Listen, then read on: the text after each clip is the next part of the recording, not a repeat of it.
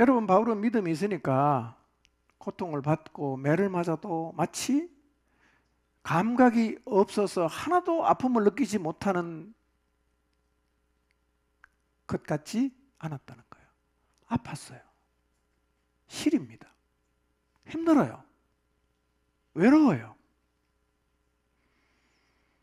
여러분, 사형 선고를 받고요, 두 번째 로마 감옥에 투옥돼서 죽음을 기다리면서 디모데후서 4장 10절을 보면, 13절을 보면 이렇게 말해요. 겨울이 곧 오니까 온기가 없는, 난방이 안 돼 있는 그 지하 감옥에 조명도 없어요. 그 칙칙한 감옥에서 겨울 밤 되보세요. 얼마나 춥겠어요. 그래서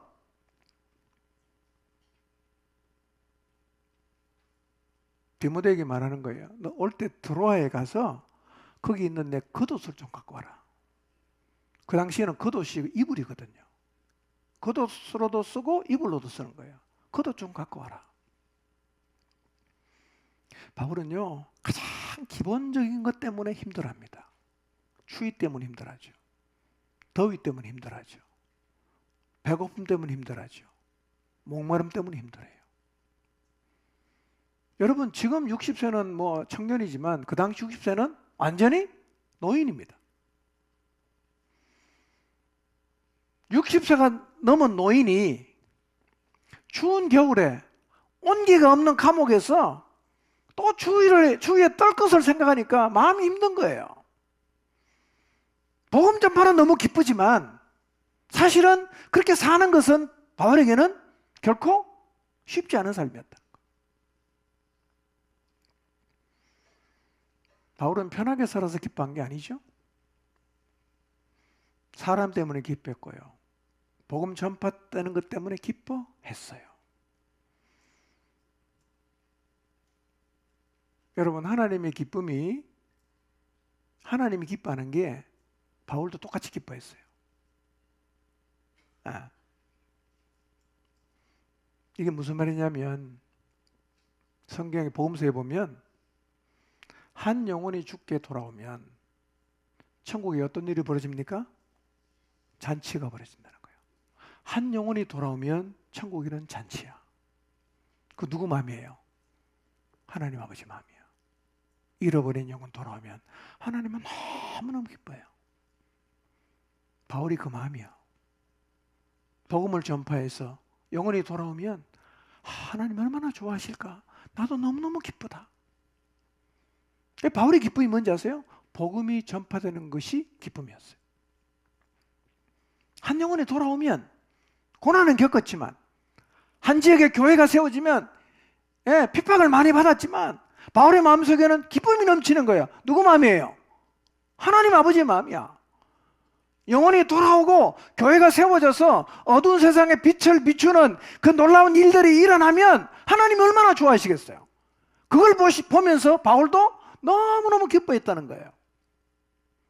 저는 우리 모두에게도 이런 기쁨이 넘치게 되기를 바랍니다. 복음 전파되는 것, 영혼이 죽게 돌아오는 것, 하늘나라의 잔치가 열리는 일이니 하나님 아버지의 마음을 갖고 있다면 우리는 편해서 기쁜 게 아니라 복음이 전파되는 것을 기뻐해야 됩니다. 한 영혼이 죽게 돌아와. 오늘 우리 변영균 형제 간증했는데요, 자기의 죄인됨을 깨닫고 예수님을 주님으로 받아들이면 하늘에서 뭐가 일어납니까? 잔치가 열리잖아. 하나님 얼마나 기뻐하시는가. 우리도 그걸 보면서 같이 기뻐할 수 있어야 누구 마음을 가진 사람이요? 하나님 아버지 마음을 가진 사람이죠. 저는 복음 전파가 우리 모두에게 기쁨이 되기를 바랍니다. 목장에 한 영혼이 죽게 돌아오면 너무너무 기쁘고, 우리 안에 복음 전파에서 하나님 말씀 앞에 굴복하고 예수님을 주님으로 받아들여서 예수님 믿고 침례받고 그리스도인으로 살아가는 모습을 보면서 우리가 기뻐해야 돼요. 가난하지만 기뻐하는 것이고 힘들지만 그걸 보고 기뻐하는 것, 이게 바울이 누렸던 기쁨이고 이게 하나님의 기쁨이란 말이에요.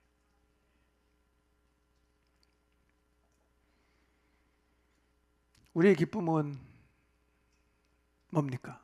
여러분의 기쁨은 뭐지요?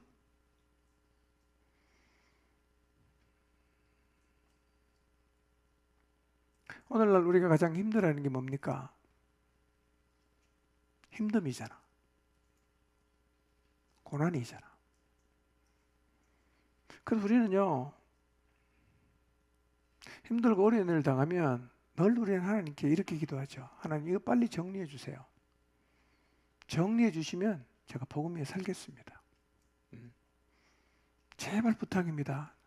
제 기도 모른 척 하지 마시고 이 문제 빨리 좀 해결해 주세요.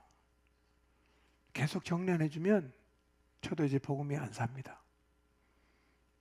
공갈 협박하잖아. 나도 안 산다고 하나님. 여러분 실제로요, 힘든 상황이나 어려운 상황 혹은 불확실한 자리에 서게 되면 문제에 함몰될 가능성이 많아요. 문제에 함몰이 되면 말씀을 듣지를 못해요. 정확히 말하면 안 들립니다. 안 들려요. 오늘 제가 하는 이 말씀이 안 들리는 사람은 문제에 빠져 있는 사람이에요. 안 들립니다. 기뻐하라? 이건요, 언감생심이에요. 감히 그런 생각 할 수조차 없어요. 뭐가 기쁜데? 힘들어 죽겠는데. 뭐가 기쁜데? 일이 다 꼬이는데. 하나도 안 기쁘죠? 여러분, 바울이 기뻐한 거는요, 환경 때문이 아니었잖아요. 사람 때문에 기뻐하고 복음 전파 때문에 기뻐했어요. 여러분, 고난당한다고 기뻐할 수 없는 건 아니에요. 그래도 우리 안에 계속 영혼들이 죽게 돌아오지 않습니까? 이것이 우리의 마음에 진심으로 기뻐할 기쁨이어야 합니다. 그게 하나님 아버지 마음이니까요. 예. 내일 저녁에 복음 시간을 위해서 많이 중보기도해 주시길 바랍니다. 그리고 한 영혼 한 영혼 주님 앞에 나와 굴복하고 항복하고 예수님을 주님으로 받아들이는 것이 우리 모두의 마음속에 주체할 수 없는 기쁨이 되기를 바랍니다. 하나님도 너무너무 기뻐하세요. 복음 전파가 기쁨이에요. 영혼이 죽게 돌아오는 게 기쁨이에요.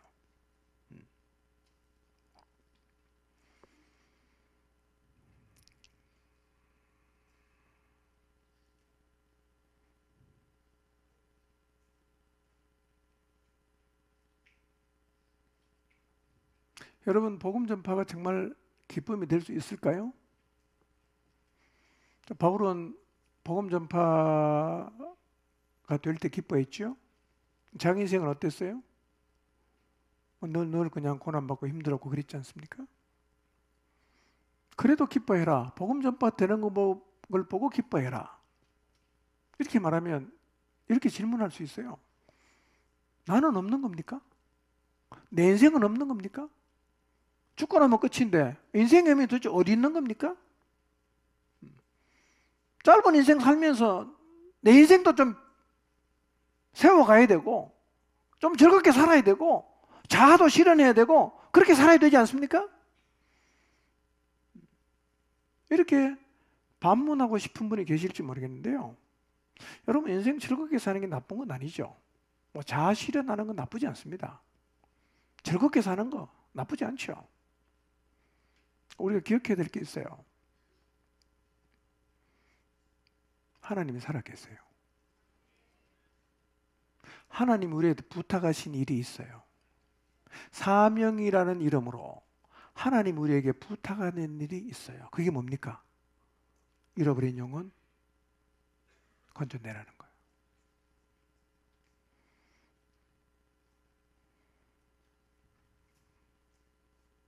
죽음의 강을 건너면 우리는 주님을 만납니다.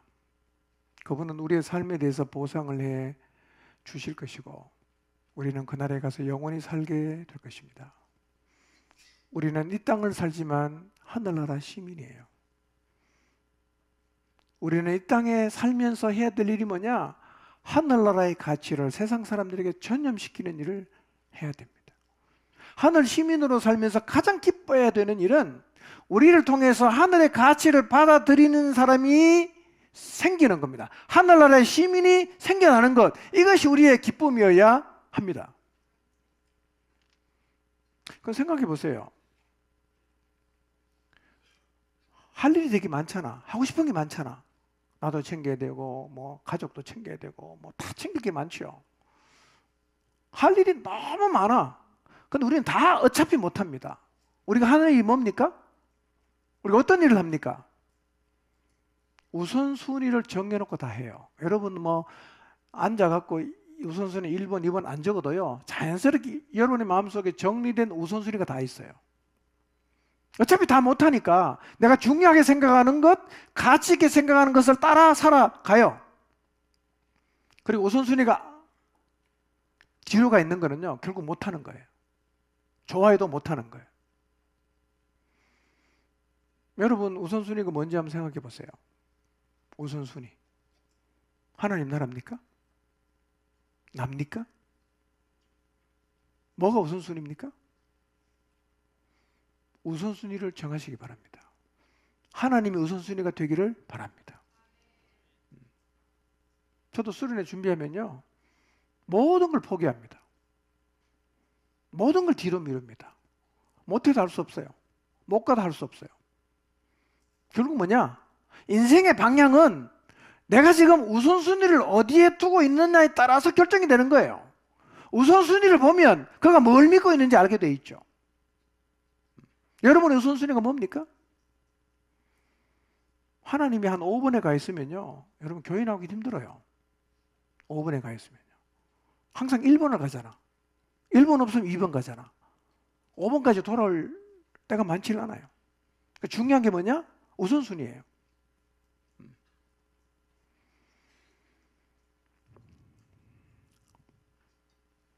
23절 봅니다. 시작.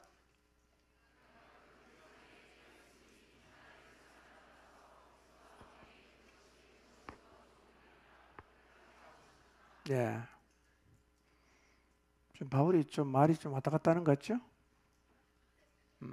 둘 사이 끼었다. 주님 나라 가고 싶다. 근데 내가 이 남아서 할 일이 많다. 어느 쪽을 택할지 잘 모르겠다. 그런데 23절 끝에 뭐라고 말합니까? 그래도 그리스도와 함께 있는 게 훨씬 더 좋다. 그렇게 하고 싶다.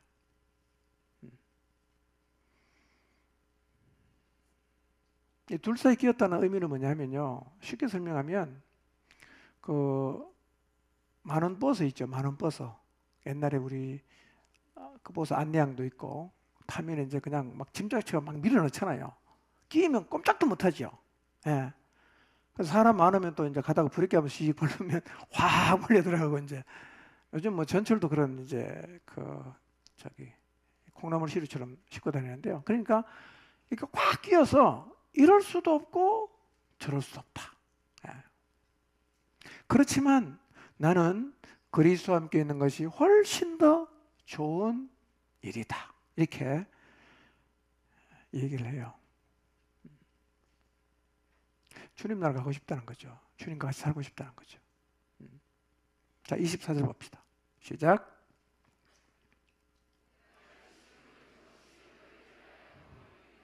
네, 또 말을 바꿔요. 뭐라고 말합니까? 육신으로 있는 게 너희를 위해서 유익하다. 가고 싶다. 내가 육신에 있는 게 너희를 위해서는 훨씬 더 유익이 된다.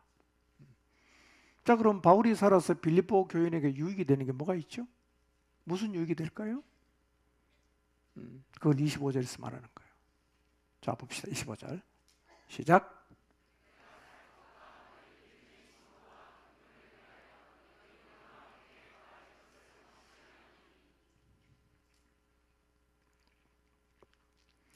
바울이 주님이 계신 곳으로 가고 싶지만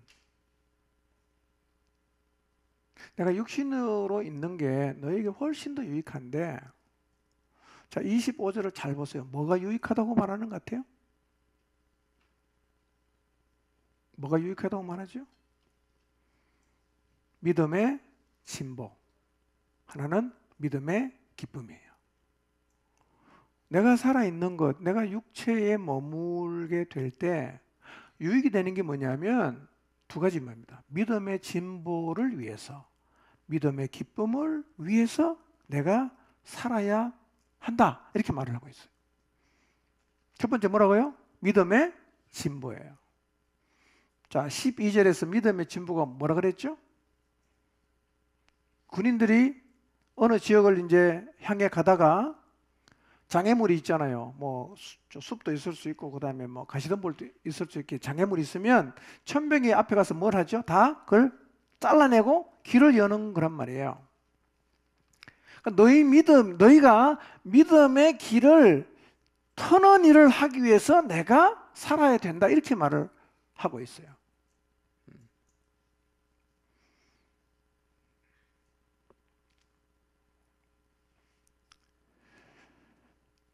내가 살아야 되는 이유는 너희가 지금부터 믿음의 길을 내는 삶을 살게 하기 위해서 내가 살아야 된다. 이렇게 얘기를 하거든요.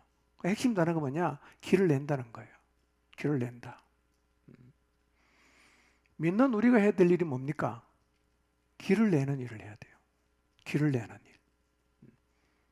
1년에 한두 차례 산에 벌초하러 가면 다 경험하는 건데 잡초가 막 우거지면 길이 없잖아요. 어떡합니까? 그거 다 낫을 들고 막 잘라내지 않습니까? 그거 하면 어떻습니까? 상처를 입잖아. 고난이 있다는 거예요.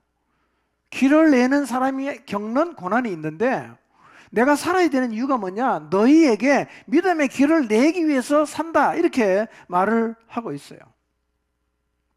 여러분, 믿음의 길을 가다 보면 길이 없어 보일 때가 있어요. 이쪽으로도 길이 없고 앞으로도 길이 없고 옆에 봐도 길이 없고 길이 하나도 없어요. 어떻게 해야 됩니까? 길을 내야 됩니다. 여러분, 가족이나 친지에게 복음을 전하려고 하는데 보니까 누구에게 가서 이 말을 꺼내야 될지 아무리 봐도 길이 없다는 거예요. 그럼 멈춰서 있죠? 그 바울은 뭐라고 얘기합니까? 길이 없다고 멈춰서지 말고 길을 만들어라는 거예요. 네가 길을 만들어라. 내가 살아있는 이유는 너희가 믿음의 길을 만드는 것을 돕기 위해서 내가 살아있다. 이렇게 얘기를 하고 있어요. 지도자가 해야 될 일이 뭐냐? 모든 지체들이 믿음의 길을 내도록 돕는 일을 해야 돼요. 나 못하겠어요. 할 수 없어요. 길이 없어요.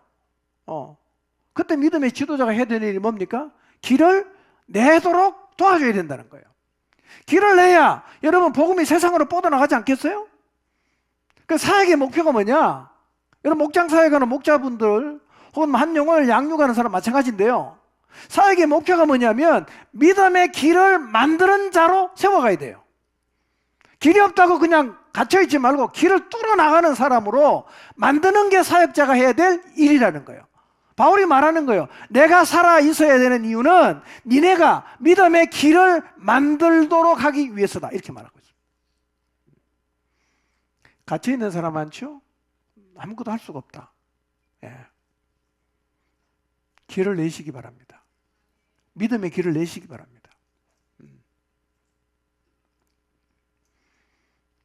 저는 우리 모두가 길을 만드는 천병이 되기를 바랍니다.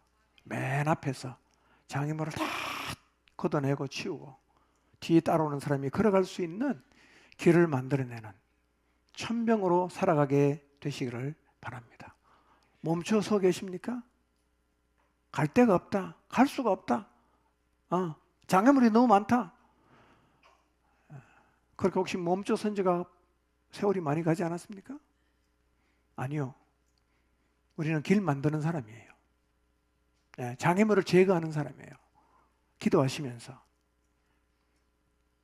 여러분을 가로막고 있는 장애물들을 제거하고 세상을 향해 나갈 수 있는 믿음의 길을 뚫는 자들이 되시기를 주님의 이름으로 축복합니다. 두 번째,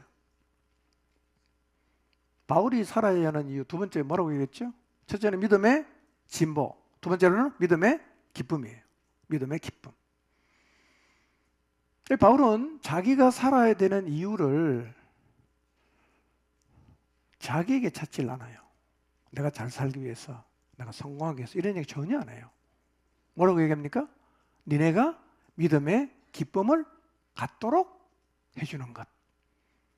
그게 내가 살아야 될 이유다. 이렇게 말하고 있어요. 바라보는 곳이 다르죠? 나를 안 쳐다봐요.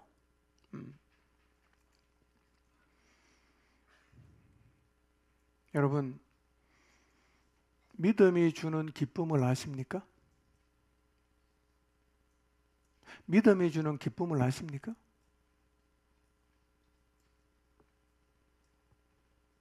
교회는 다니는데 믿음의 기쁨을 모르는 사람이 많아요. 여러분, 예수님 믿고 기쁘십니까? 믿음의 기쁨을 아십니까? 아니면 뭐 교회 다니니까 힘들기만 하고 피곤하고 하고 하나도 재미도 없다 나는. 늘 여러분 신앙생활이 짐스럽고 부담스럽고 하나도 안 기쁘기 때문에 자꾸만 여러분의 마음속에서 뒷걸음질하고 싶고 축사하고 싶고 주저앉고 싶고 그런 마음 혹시 갖고 계십니까? 바울은 말하는 거예요. 믿음에 뭐가 있다? 기쁨이 있다는 거예요. 믿음의 기쁨. 나는 너희가 이 믿음의 기쁨을 알도록 하기 위해서 내가 육신에 거해야 된다고 말을 하는데요. 1차적으로 오늘 여기 계신 우리 모두가 믿음의 기쁨이 뭔지를 알게 되시기를 바랍니다. 그리고 사역의 목표가 뭐냐? 그냥 교회만 왔다 갔다 하는 게 아니라 믿음 안에 있는 기쁨이 얼마나 대단한 건지를 알게 해주는 게 사역의 목표예요. 기쁨에 가지 않겠어요? 몸은 힘들지만 마음은 기쁠 수 있잖아요. 비판은 받지만 기쁠 수 있지 않습니까? 이 기쁨을 알아야 끝까지 주님을 따라가는데 여러분 이 기쁨을 모르면 어떻게 가겠어요? 다 이제 넉다운 되는 거죠.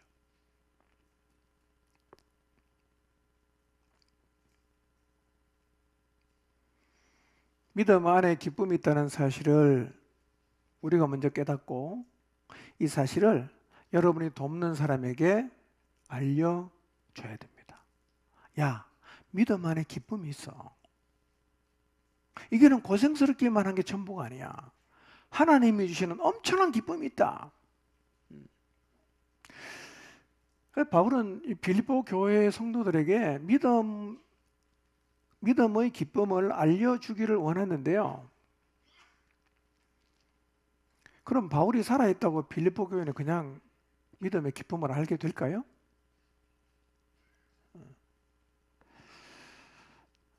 그렇지 않습니다.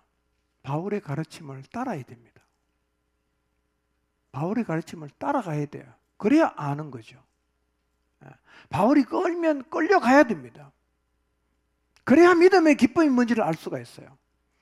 바울이 그렇게 고생을 하지만 죽는 것도 아까워하지 않고 계속 그 길을 갈 수 있었던 이유는 마음 안에 뭐가 있습니까? 기쁨이 있단 말이에요.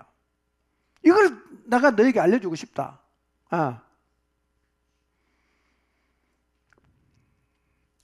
여러분, 정말 믿음 안에 있는 기쁨을 알길 원하면 여러분의 영적인 지도자의 인도를 잘 따르십시오.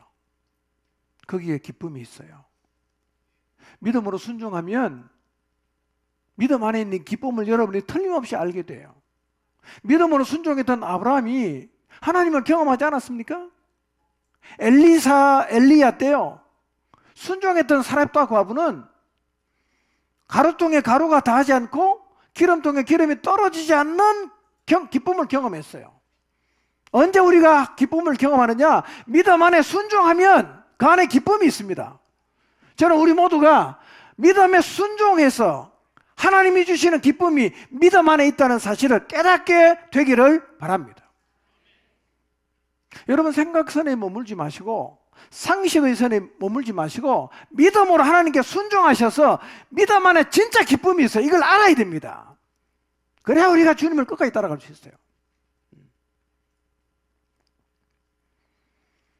26절 자, 마무리합니다. 읽어볼까요? 시작.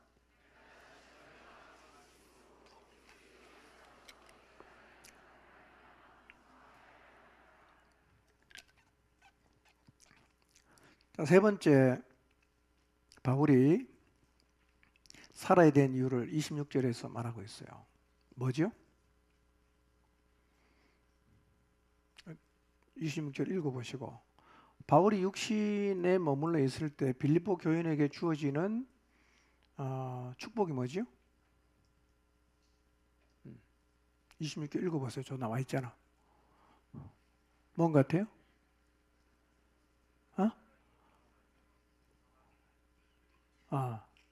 뭐가 풍성하죠? 자랑이 풍성해진다는 거예요. 예수 안에서, 그리스도 예수 안에서 너희의 자랑이 나로 말미암아 풍성하게 하기 위해서 내가 주님 나라에 가는 것보다 육신에 머물러야 된다고 말하고 있어요. 바울은요, 자기 자신이 빌립보 교인과 함께 있으면 빌립보 교인들에게 그리스도 안에서 자랑거리가 많아질 거라는 확신을 갖고 있었어요. 이것은 분명한 사실입니다. 여러분, 믿음의 사람과 함께하면 예수님 안에서 자랑거리가 많아집니다. 왜 그럴까요?